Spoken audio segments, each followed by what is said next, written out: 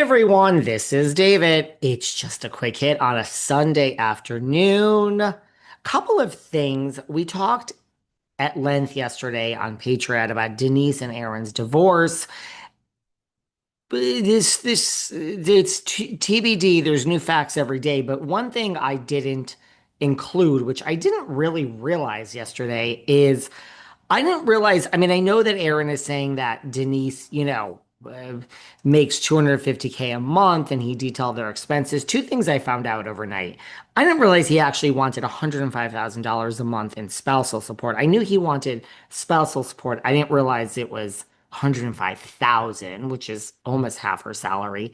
And they listed out all their expenses. The $18,000 a month in rent, everyone's gonna tell me not I'm not like I have a warped sense of money. That actually sounded kind of normal between like LA and New York and whatever. But I also didn't realize they're saying they spend like $9,000 a month in laundry services.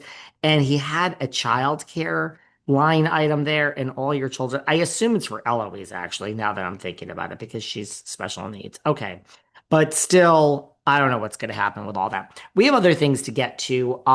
There's all these articles which have come out that Kyle's dark secret has been exposed as they're filming uh season 15, that Kyle's dark secret has come out. So I see this and I say, "Oh my God, what is Kyle's dark secret?" Like, what dark secret?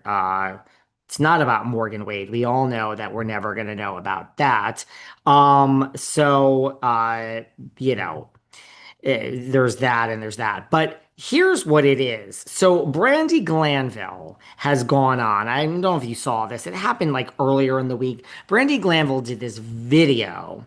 And mind you, I don't talk about people's looks because I find that is so offensive. Somebody wrote to me, and I don't know where, if it was on Patreon or at a DM or on YouTube, and they said, I think it was YouTube, and it was one of my regular listeners, and she said, "I just want to let you know that I really appreciate you always standing up for people of all shapes and sizes and looks, et cetera, et cetera. And, as I am someone who's overweight, and I can't tell you how much when certain podcasters, when they even need to mention their names, put people down that are a certain size. And I look up to actresses like Melissa McCarthy. And I mean, I really do have a problem with, I am not actually the most liberal person in the world, but bullying, I mean, one thing has nothing to do with another. I am so anti making someone feel bad because of something. Race, gender, sexuality,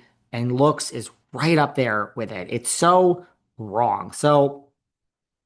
But Brandy did not look anything. Here I go on my tangents. Brandy did not look anything like herself in this video. I just want to say, which she seemed together. She didn't seem like drunk, but she's looking back and she's saying that she has huge tea and she has a deep dark secret of Kyle's that she is going to expose. And she's saying she doesn't know if we recognize her with her new looks. It looks like her face was like burnt from a laser or from the sun. And this big T that she shared, she says, "How many more times can we get into fights at restaurants? Back in the day, it was real." I mean, you know how I feel about people that talk about the past. Like it's yesterday. I think that what you have to understand about this fucking show that I love so fucking much, it didn't ruin my life at all. So she's saying she loves the show and it didn't ruin her life. Well, this is news to me because I thought you were claiming that it did ruin your life. So they can show me saying, "Fuck you, you stupid, see you next Tuesday." She says she wished she had used the "see you next Tuesday" word more.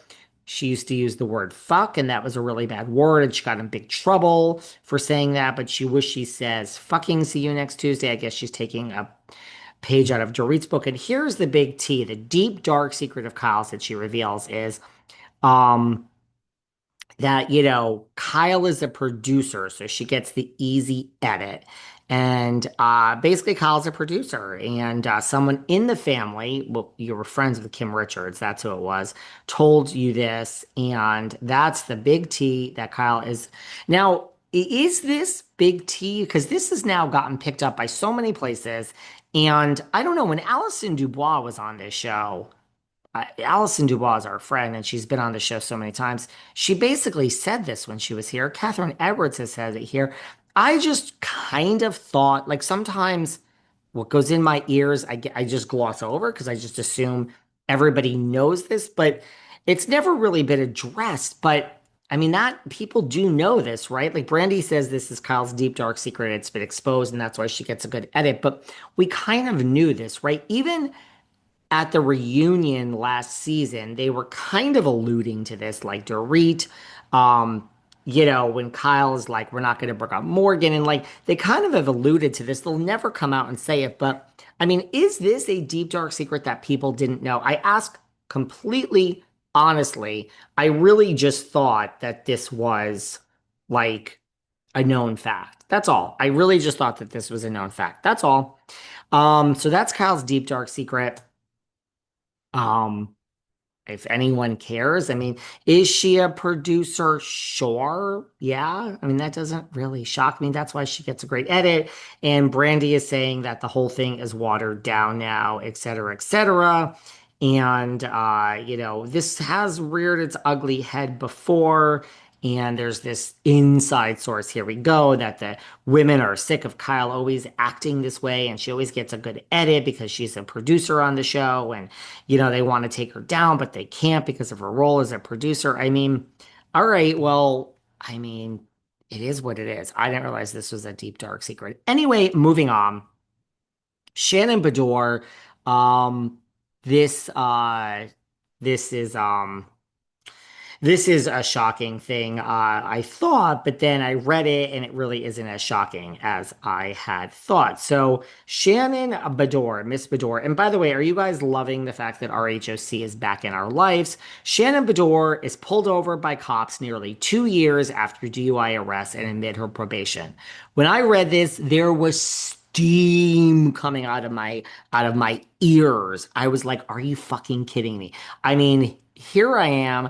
I tear down Teresa every chance I get. It's got to be fair, right? It's got to be fair. So I was so pissed off. I gave Karen Huger such a hard time.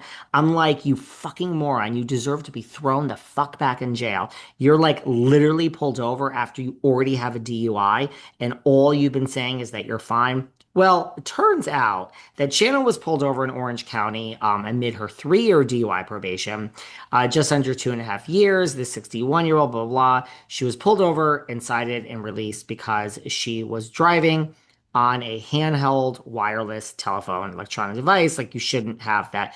Guys, I mean, you look at what just happened with Sophia Hutchins. Okay, she wasn't on the phone, the ATV. It's a lot different. I gotta tell you, I mean, I was in an Uber the other day, and this stupid motherfucker, this goddamn piece of fucking